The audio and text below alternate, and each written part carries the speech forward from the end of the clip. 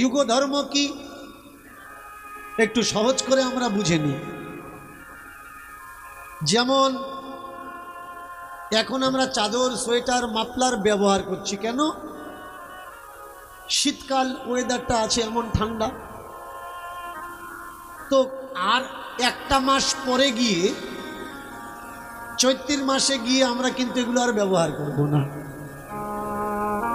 এখন যে খাবারটা খাচ্ছি এই খাবারের মেনু প্লেট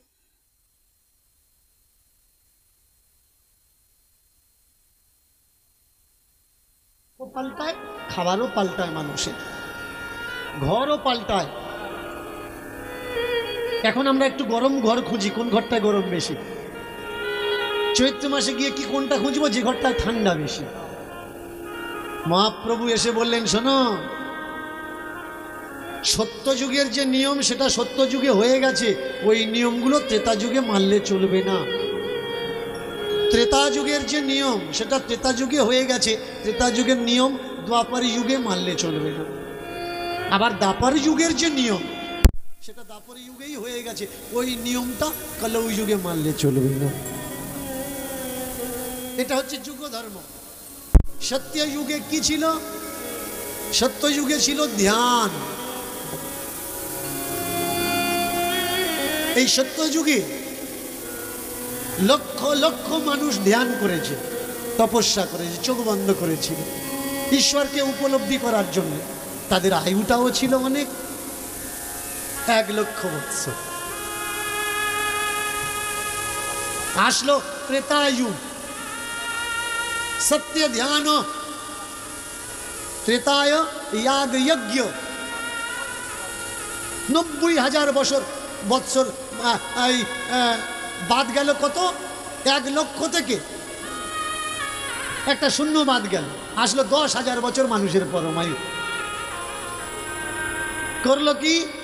যাগ যজ্ঞ, কাঠ জ্বালিয়ে তাতে ঘি দিয়ে ঈশ্বরের আরাধনা করেছে, যজ্ঞ করেছে।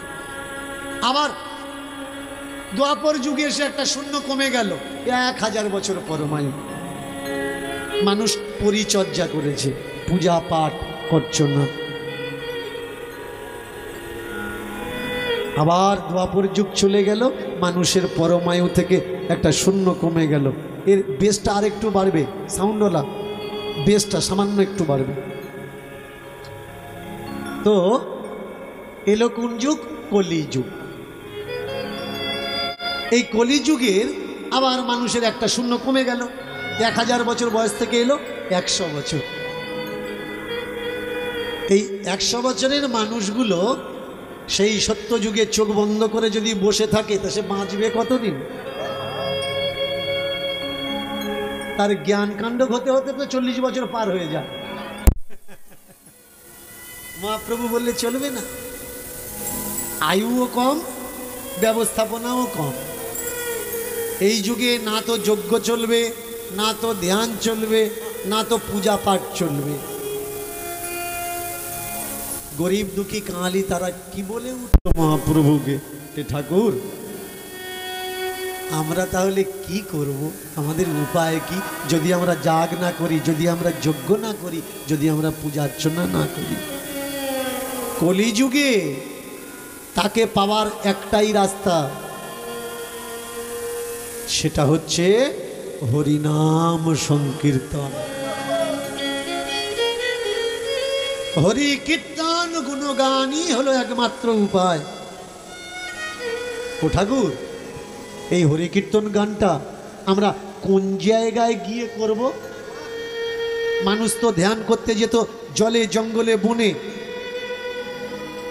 আমরা পূজা অর্চনা করি মন্দিরে, উপাসনা করি। তাহলে এই হরিনামটা আমরা কোন জায়গায় করব? ঠাকুর বললে হরিনাম করার কোনো জায়গা নেই, যেখানে খুশি বসে হরিনাম করো। যেতে যেতে যদি মনে পড়ে ঠাকুরের নাম, হরিনাম করো। কাজ করছো, হরিনাম করো। খেতে বসেছ, হরিনাম করো। ঘুমাতে গেছো বিছানায়, ঘুম আসছে না, যতক্ষণ ঘুম না আসে মনে মনে নাম করো। তাহলে কি হবে বাবু? এই নাম যদি করো নাম কীর্তন চিত্ত মার্জন। ময়লা কোথায়? ময়লা হলো চিত্তে, ময়লা হলো চেতনায়। আর এই হরি কীর্তন করলে হবে কি? চিত্ত মার্জন হয়ে যাবে। বাবা বাইরে গাঁগা করছে, ভিতরে কিছু শুনতে পাচ্ছি না, কিন্তু একটু এসো, স্টেজে এসো, একটু স্টেজে এসো, এসে দেখো। বাইরেরটা বাড়াচ্ছেন, ভিতরেরটা তো বোঝা লাগবে। আচ্ছা আচ্ছা আচ্ছা, আস্তে আস্তে। ভিতরটা এফেক্ট আমরা কিচ্ছু পাচ্ছি না, কিন্তু যা হচ্ছে মাইকে হচ্ছে, বাইরের মানুষ শুনতে পাচ্ছে। জয় শ্রী রাধে। অত বাড়াতে হবে না, অত বাড়াতে হবে না, আরো কমাও। জয় শ্রী রাধে, জয় শ্রী রাধে। ব্যাস ঠিক আছে। এর কিবোর্ডেরটা এ দাও, মনিটরে দাও। কিবোর্ডটা বাইরে বেড়ে যাচ্ছে, ভিতরটা বাড়াও। কিবোর্ডটা মনিটরে দাও, বাইরে কমিয়ে ভিতরটা বাড়াও। বাজাও বাজাও।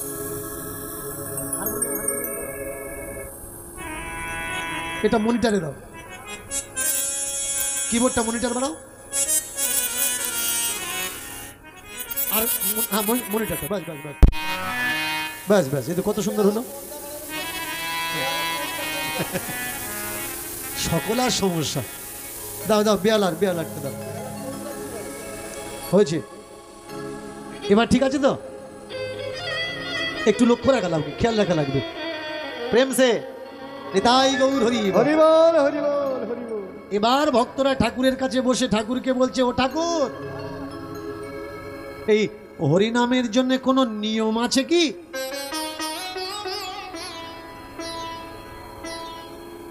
যদি কোনো নিয়ম থাকে আমাদের বলো, আমরা সেই নিয়ম পালন করব।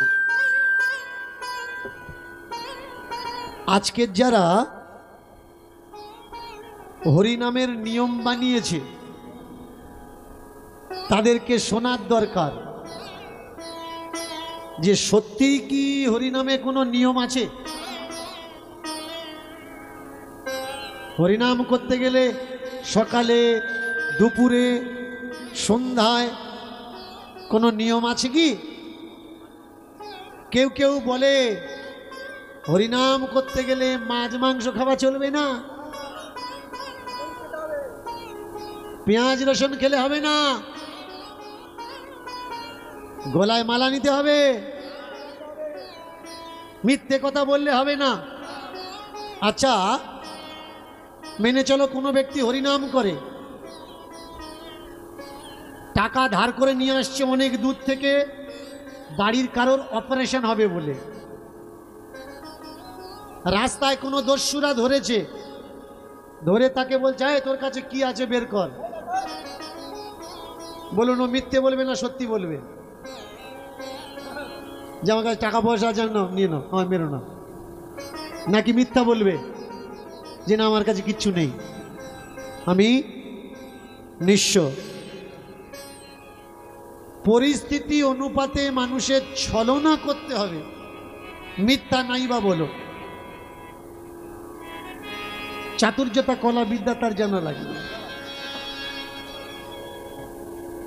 তা না হলে সে জীবনে বাঁচতে পারবে না। অপদস্থ হবে। আস্তে আস্তে আস্তে সব ঠিক হয়ে যাবে। একটু একটু শান্ত হয়ে যান। যে মেশিন চালাচ্ছে ওর সঙ্গে অত এ করলে হবে না, তাহলে ওর মাথাটা খারাপ হয়ে গেলে সব কিছু খারাপ হয়ে যাবে। ওকে ওর মতো করতে দিন। তো পরিস্থিতি মানুষকে চলা শিখিয়ে দেয়। ঠাকুর বলে উঠলেন পরিস্থিতি অনুপাতে চলবে। আচ্ছা তাহলে হরিকে ভালোবেসে হরিকে ডাকতে গেলে আর কোনো নিয়ম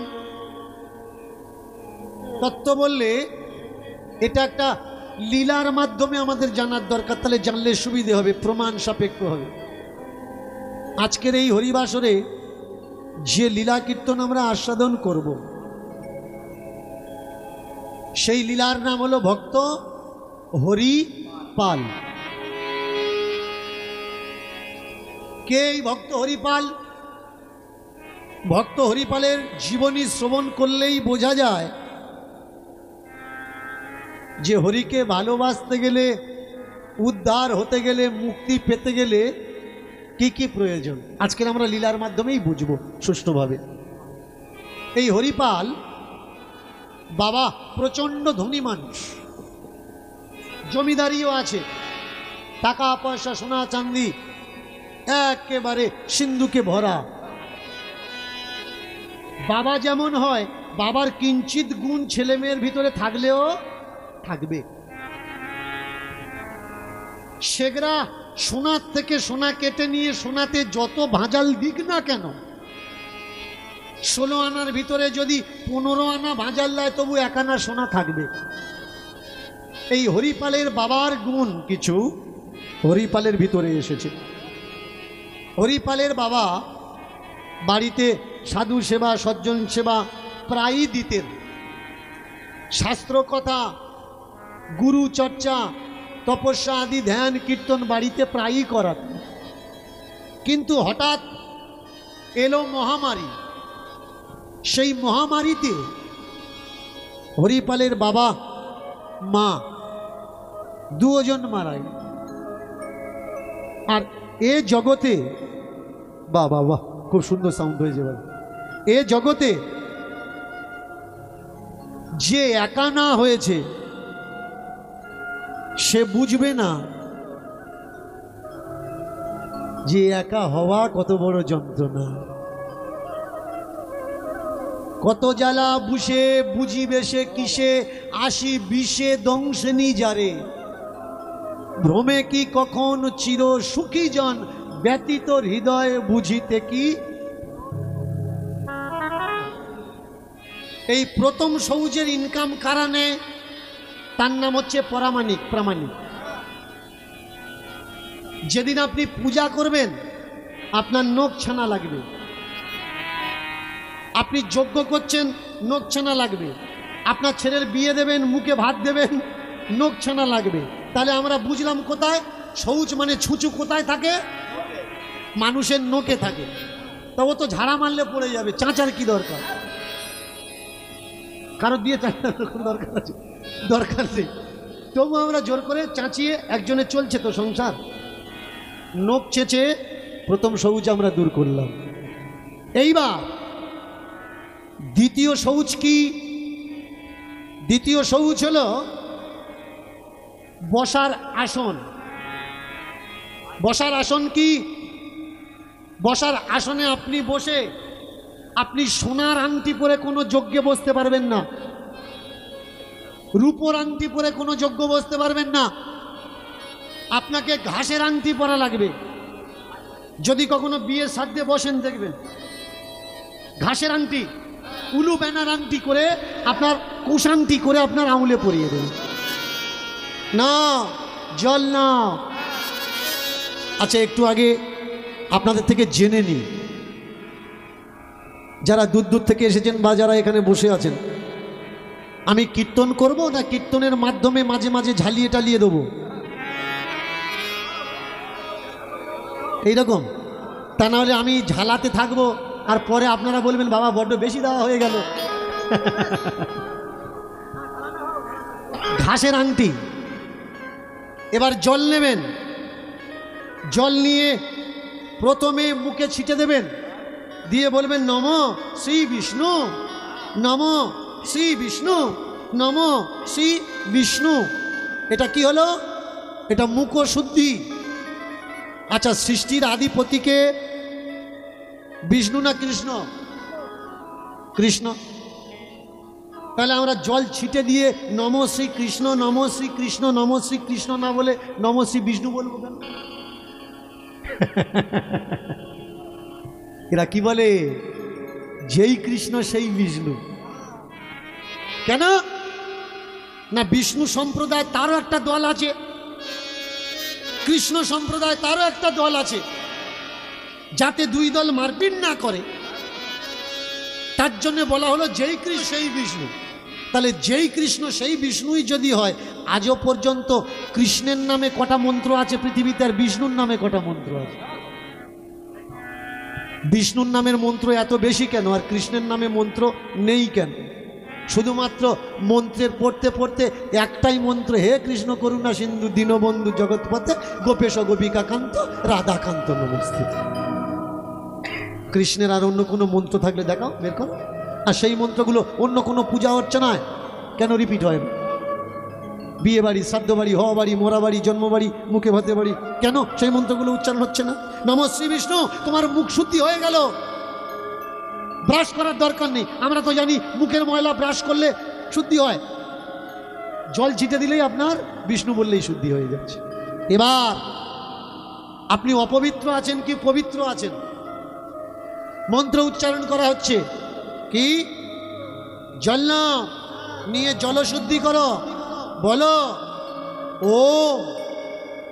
আগে দেহ পবিত্র, কি ওম অপবিত্র পবিত্র বা সর্ববস্থান গত পিবা যৎস্মরে পুণ্ডরীকাক্ষ ভন্তর শুচি পাপহং পাপ কর্মহং পাপ আত্মা পাপ সম্ভবে ত্রাহি মাং পুণ্ডরীকাক্ষ সর্ব পাপ হরো হরি।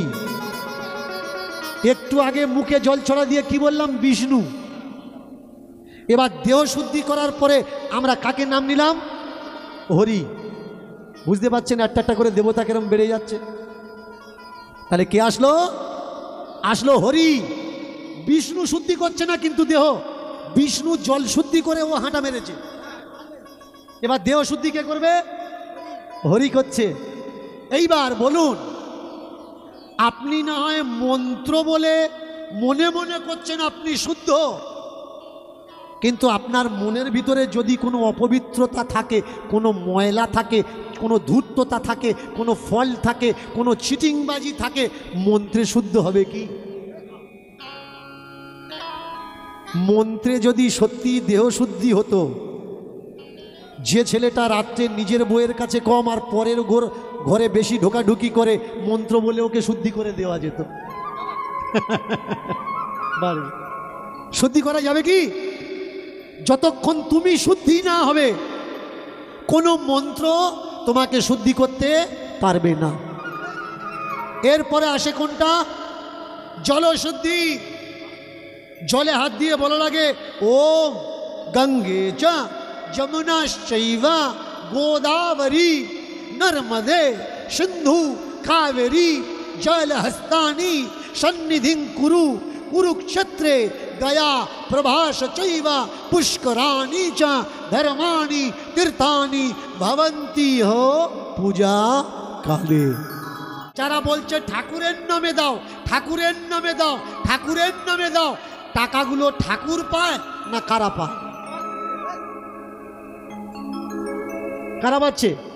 এদের যে মন্দিরের ব্যাংক ব্যালেন্সের যে অ্যাকাউন্ট, যদি কালী মন্দিরের নামে কোনো অ্যাকাউন্ট কেউ খোলে, সেই মন্দিরের অ্যাকাউন্ট নেম হোল্ডারটা কে থাকে? মা কালী থাকে, শিব থাকে, দুর্গা থাকে, মহাদেব থাকে, গণেশ থাকে, কার্তিক থাকে না।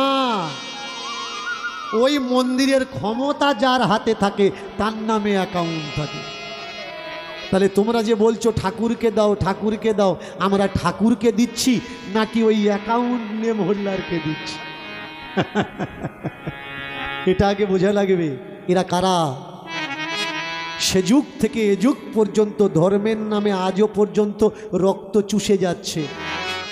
এরা নিজেরা উঁচু আসনে বসে তোমাকে নিজ বানিয়ে রেখেছে।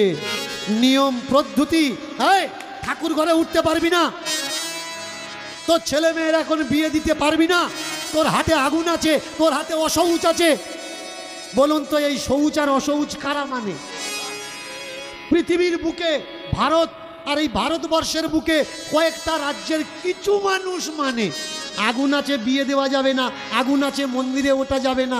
তাহলে সত্যিই যদি হাতে আগুন থাকলে বিয়ে না দেওয়া যেত, মন্দিরে না ওঠা যেত, পূজার্চনা না করা যেত, তাহলে ক্ষতি তো হতো। তাহলে আর যারা বাবা মা মারা গেছে তারা সব জায়গায় যাচ্ছে, সব জায়গায় সব কিছু করছে, তাদের তো কোনো ক্ষতি হয় না। আমরা ক্ষতি হওয়ার ভয়ে চুপ করে থাকি কেন? কারণ পরের কথায় আমরা উঠি আর বসি। প্রবাদ আছে, পর ভরসায় ঘর পথে পড়ে মর। যারা পর ভরসায় ঘর করে তাদের পথে মৃত্যু হয়, বাড়িতে মৃত্যু হয় না। ভাই, কেউ বলেছে তোমার কান নিয়ে কাকে চলে গেছে, তার পিছনে ছুটছো কেন? নিজের কানে হাত দিয়ে দেখো না যে সত্যি কি আমার কান কাকে নিয়ে চলে গেল। কেউ তোমায় বলেছে তুমি ঠাকুর ঘরে উঠতে পারবে না 1 বছর, তুমি ঠাকুর ঘরে যাওয়া বন্ধ দিয়েছো। একবার তো উঠে দেখো ঠাকুর তোমার মানা করে কি? তুই উঠিস নে, তোর তো মা মরে গেছে, তুই আসিস না। তাহলে মানা কে করেছে? মানা ঠাকুরে করেনি। কিন্তু মানা ঠাকুরকে যে কন্ট্রোল, কোনটা ঠিক আর কোনটা বেঠিক এটা বিচার সাপেক্ষ। আমি শুধু তথ্যগুলো আপনাদের সামনে রাখতে পারি মাত্র। কতটা গ্রহণ করবেন, কতটা জীবনে নিদর্শন পালন করবেন, ওটা আপনাদের উপরে নির্ভর করবে। আমি শুধু বলতে পারি ওঠো, জাগো, দেখো এগুলো ভুল আর এগুলো ঠিক। একটা সময় ছিল বাবা মরে গেছে, নেড়া হতেই হবে। কেমন? সিনেমার নায়ক, তার যদি বাবা মরে যায় আর তার পরের মাসে যদি তার শুটিং থাকে, সে নেড়া হয়ে শুটিং করবে? করবে কি? নিশ্চয়ই নয়। তাহলে ও কি করবে? বলে নেড়া হওয়া লাগবে না, টাকা ধরে দিস, হয়ে যাবে। মূল কথা, ঘুরে ফিরে এদের মানি দরকার। সে কম হলেও চলবে, বেশি হলেও চলবে। কিছু ছেলে ধরেছে হরিপালকে, হরিপাল চল বৃন্দাবনে যাই। যাও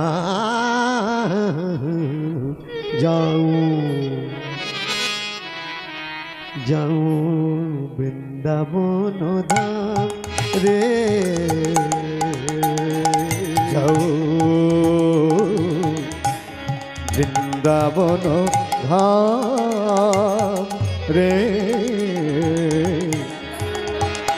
যাও বৃন্দাবন ধাম, যাও যাও যাও যাও বৃন্দাবন ধাম, ধাম রে ধাম রে, যাও বৃন্দাবন ধাম ধাম ধাম ধাম ধাম রে, বৃন্দাবন ধাম। যেথা লীলা করে,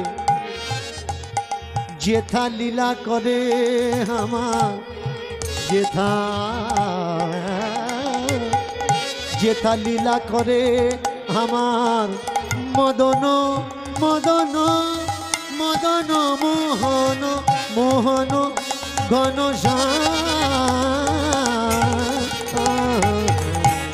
বৃন্দাবন ধাম যাও, বৃন্দাবন ধাম রে, যাও। একটাই নাম রাধে। আর যেই এসে বৃন্দাবনে উপস্থিত হয়েছে, ধ্বনিত হলো রাধে রাধে রাধে রাধে রাধে রাধে রাধে রাধে। আচ্ছা, এই জায়গাটার নাম কি জানো? আস্তে আস্তে, এই জায়গাটার নাম কি? পিছনে লেখা আছে, আমরা তো পিছনে দেখি না, আমরা সামনে দেখি। এই জায়গাটার নাম বৃন্দাবন।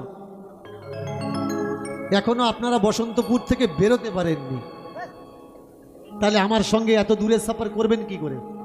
যেখানে যাব পিছনে পিছনে সেখানে যেতে হবে। গল্প মানে কি জানেন? গল্প মানে কল্পনার জগৎ, গল্প মানে স্বপ্নের জগৎ। যেমন দিদিমা, ঠাম্মা, ঠাকুরদাদা যদি গল্প বলে, কোনো নাতি নাতনি তারা যদি গল্প শোনে, সেই গল্পের পরিপ্রেক্ষিতে তার চিত্তপটে সেই ছবি তৈরি করে সে। ঠাকুরদা নাতিকে বলছে একটা রাজকুমার, নাতির মনে অটোমেটিক একটা রাজকুমারের ছবি চলে আসছে। তবে গল্প বলা আর গল্প শোনার সার্থক হয়। কীর্তনে বসে কীর্তন শুনে চিত্তপটে সেই জায়গা আর সেই চিত্র যদি তৈরি না হয়, কীর্তন শোনার সার্থক হবে না। এসে দাঁড়িয়েছে কোথায়? বৃন্দাবন। আর এই বৃন্দাবনে এসে চতুর্দিকের মনোরম দৃশ্য দেখে উঁচু উঁচু কোঠা, অট্টালিকা, আর কিছু মানুষ খালি গায়ে খালি পায়ে রাস্তায় ঘুরে বেড়াচ্ছে, রাধে রাধে রাধে রাধে রাধে রাধে। কিছু মানুষ গাছতলায় যাবেন, গিয়ে দেখবেন, আর কিছু মানুষ এসি রুমে। অমুক মহারাজ, নেম প্লেট আছে নিজেদের, 108, 112, 114, ঠাকুরদা কেলে সার্টিফিকেট সব নিয়ে বসে আছে। ওদের সামনে আপনি কিচ্ছু না। যদি বলেন দেখা করবো একটু, আরে হবে না, উনি বিশ্রাম করছে। তুই তাহলে বিশ্রাম করার জন্য ঘর ছেড়েছিস?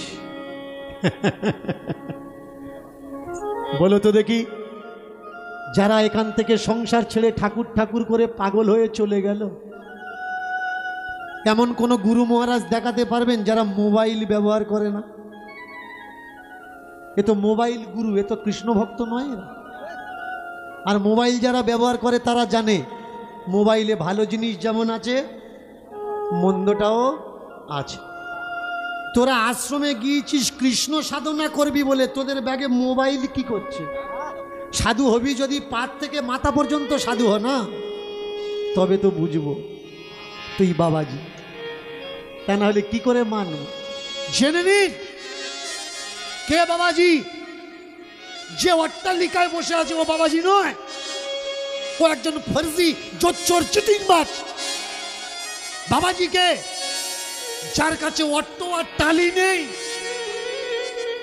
গাছতলা আছে, যার কাছে খাবার দানাটুকু নেই, যে ভিক্ষে করে আর নিজের প্রতিপালন করে, ভিক্ষাবৃত অন্ন দিয়ে, ঠাকুর ছাড়া কিচ্ছু জানে না। বলতে পারবে যারা নিজেদেরকে সন্ন্যাসী আর ব্রহ্মচারী বলে দাবি করছে, তারা এসি ঘরে কি করছে? সেই যদি এসি ঘরে থাকবি, তা সংসার ছাড়লি কেন?